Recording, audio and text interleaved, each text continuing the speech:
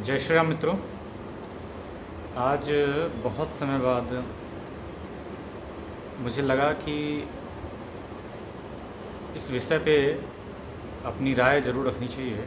तो काफ़ी समय बाद, चुनाव के बाद जो है ना, 2024 लोकसभा चुनाव का जब परिणाम आए, उसके बाद जो है मेरा मन किया नहीं कि मैं इस देश की राजनीति पे, इस देश की जनता की विचारधारा पे, मतलब जो इस देश की पब्लिक की, जनता की जो सोच है ना, मैं उससे सहमत नहीं था। और मेरा मन भी नहीं था कि मैं लोगों के बीच अपनी विचारधारा को व्यक्त करूं, मैं अपनी सोच को व्यक्त करूं।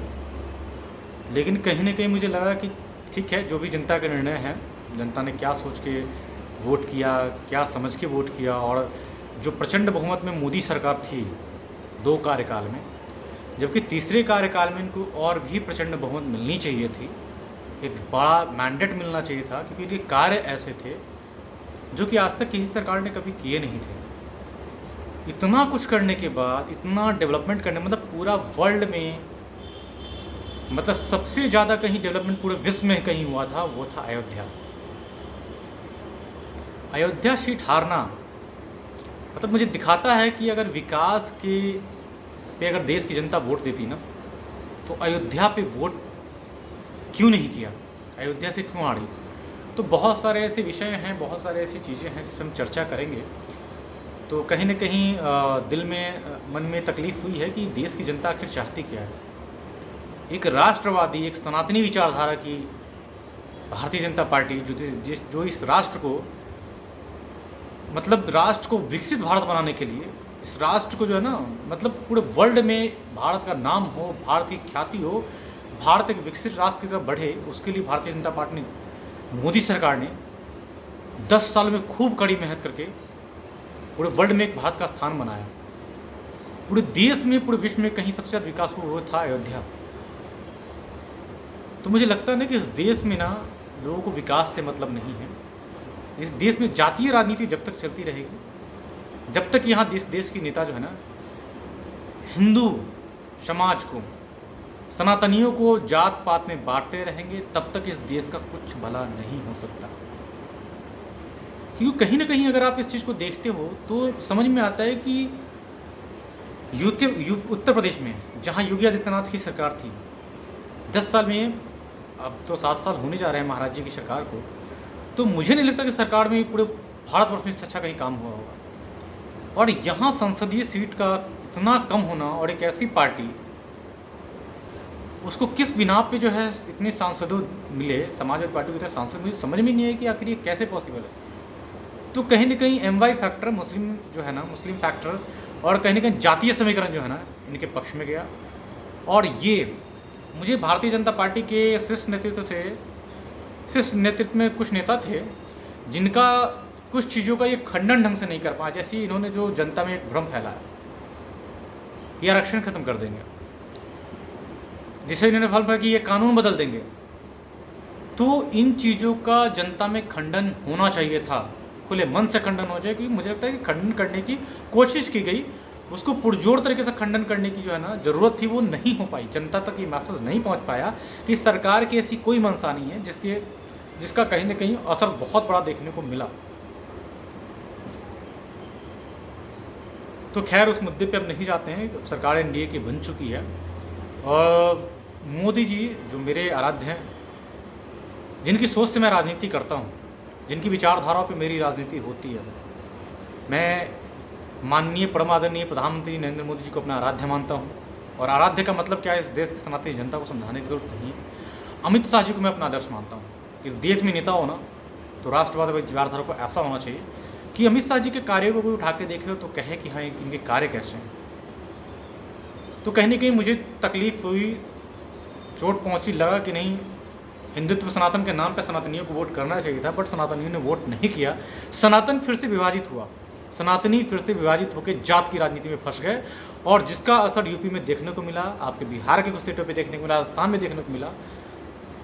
तो मैं कहता हूँ भगवा की लहर देखने को मिली तो मध्य प्रदेश में, उत्तराखंड में, गुजरात में देखो, जहाँ पे लगा कि हाँ मैंडेट इसको कहते हैं, सनातनी एकजुट आज भी हैं।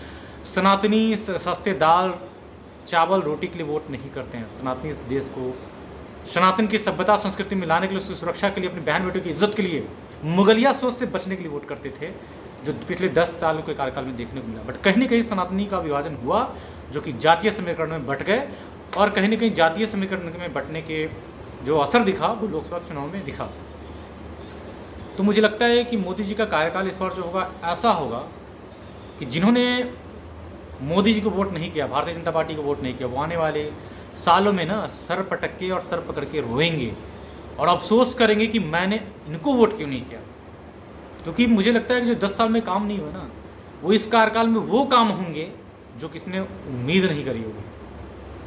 और जो लोग कहते हैं ना कि ये दबाव की राजनीति करते हैं, मैं कहता हूँ नरेंद्र मोदी को बहुत कम लोग, जो लोग नहीं जानते हैं, मैं आज उनको ये आश्वस्त कर दूँ कि नरेंद्र मोदी कभी दबाव की राजनीति नहीं करेंगे। उनको ज़्यादा प्रेशराइज किया गया ना, तो वो रिजिग्नेशन दे के लोकसभा भंग करके और फिर से सिफारिश करके कराओ दोबारा चुनाव, आओ मैदान में दोबारा। और जो मुझे लगता है कि इस बार जो देश की जनता जो है ना, जिन्होंने वोट नहीं किया, उनको दिखेगा कि इनको काम नहीं करने दिया जा रहा है, नरेंद्र मोदी जी को दोबारा वोट करके भारतीय जनता पार्टी को समर्थन में जिताएगी, फिर से मोदी जी को वोट करके प्रचंड बहुमत में भारतीय जनता पार्टी की सरकार बनाएगी। लेकिन मुझे लगता नहीं कि ऐसा कुछ होगा, और एनडीए जो अपना कार्यकाल पूरा करेगी और बहुत अच्छे काम होंगे। आज जो मैं वीडियो बना रहा हूँ योगी आदित्यनाथ के एक फैसले का, क्योंकि योगी आदित्यनाथ ने जो फैसले लिए, महाराज जी के द्वारा जो फैसला लिया गया कि अपने बोर्ड पे पहचान होनी चाहिए सबकी, तो मुझे लगता है कि ये इतना ऐतिहासिक फैसला है ना, इससे पता नहीं, ये बहुत ही बेहतरीन, बहुत ही ऐतिहासिक निर्णय है। ऐसे निर्णय भारतवर्ष में लागू होने चाहिए कि अगर तुम जो है हिंदुओं के देवी देवताओं का नाम रखे और तुम मन में मुगलिया सोच रखते हो, तो अपनी सोच को दर्शाओ ना, नाम रखो, अपना नाम रखो। अपनी पहचान छुपा के क्यों बिजनेस व्यापार में उतरे हो? हिंदुओं का पैसा खा के, हिंदुओं का पैसा लूट के तुम हिंदुओं के खिलाफ षड्यंत्र करोगे, ये इस देश में नहीं चलने वाला। मैं योगी आदित्यनाथ के फैसले का स्वागत करता हूँ। ये फैसला पूरे देश में लागू होना चाहिए।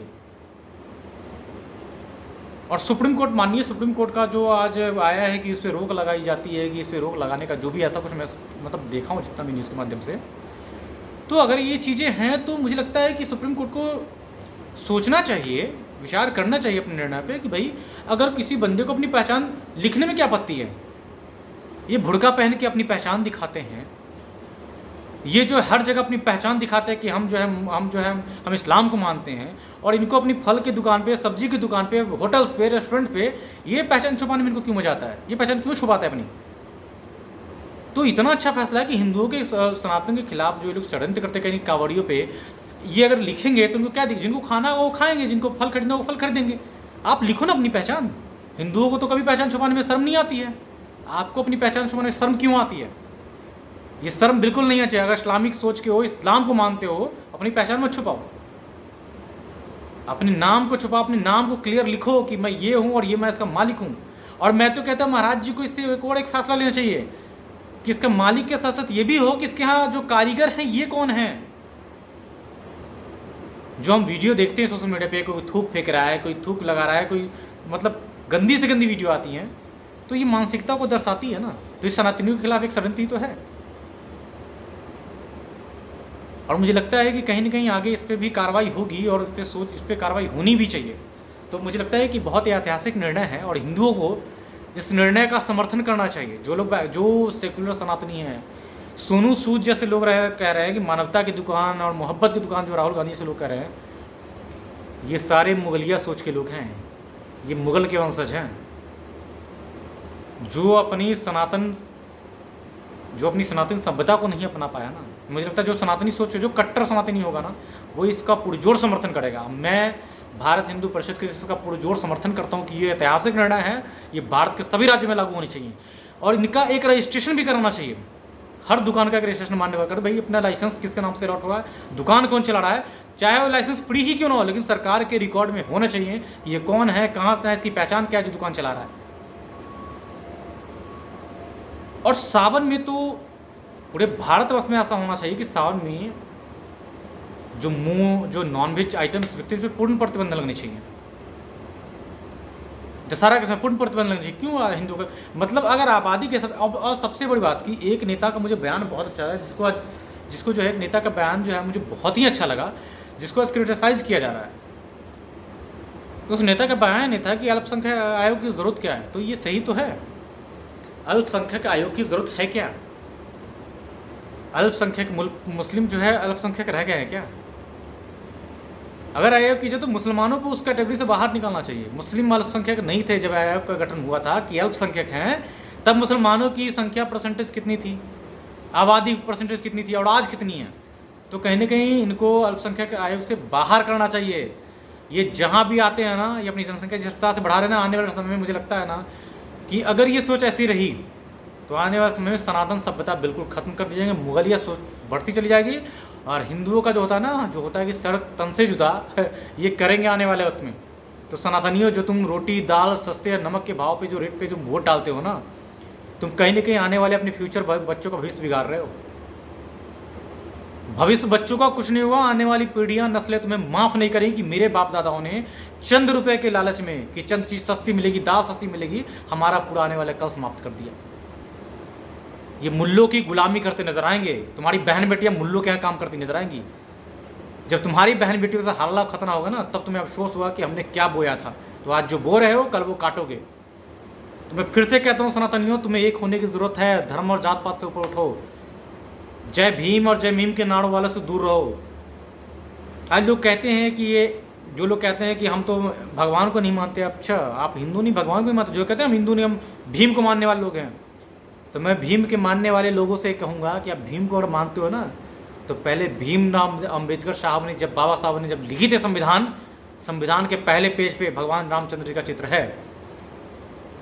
तो या तो आप भगवान रामचंद्र को चुनौती, या तो आप सनातन को चुनौती दे रहे हो, या तो जो भीम को मानने वाले लोग हो ये भीमराव अम्बेडकर को ही चुनौती दे रहे हैं। उनको यही नहीं पता कि बाबा साहब एक पक्के और एक कट्टर सनातनी थे। तो मैं कहता हूँ कि जब तक हिंदुओं का विभाजन होता रहेगा जात पात के नाम पे, इस देश का कुछ नहीं हो सकता। तो मेरा मानना है कि सनातनियों, अभी वक्त है, जात पात के नाम पे आप मत विभाजित हो, क्योंकि आप अपने आने वाले बच्चों का फ्यूचर खराब कर रहे हो। तो कहीं ना कहीं मेरा मन बिल्कुल चुनाव का रिजल्ट देखने के बाद बिल्कुल भी मन नहीं था कि इस तरह के वीडियो बनाया जाए, अपनी विचारधारा पहुँचाएं। बट मैं काम कर रहा हूँ ग्राउंड पे, मैं काम आजीवन करता रहूँगा। लेकिन कहीं ना कहीं मैं मायूस जरूर हूँ कि ऐसी चीज़ें नहीं होनी चाहिए थी जो इस बार हुई है। बट फिर भी विचारधाराओं के लिए जो है मैं अपनी बात आप लोगों के बीच में रखता रहूँगा। और मैं ये चाहता हूँ कि सनातनी मेरे भाई, मेरे बहनों, मेरे माताओं बहनों, आप सस्ती विचारधाराओं पे मत जाइए, क्योंकि कहीं ना कहीं हमारे जो है ना पूर्वज में जो है ना इतिहास में कुछ गलतियाँ हुई हैं, जिसके कारण औरंगजेब जैसे लोग, बाबर जैसे लोग जो है ना इतने राज शासन किए और हिंदुओं का सर कलम होता रहा। तो वो गलती हम ना दोहराएं, जो हमारी आने वाली नस्लें कहे कि हाँ हमने कैसा क्या किया था।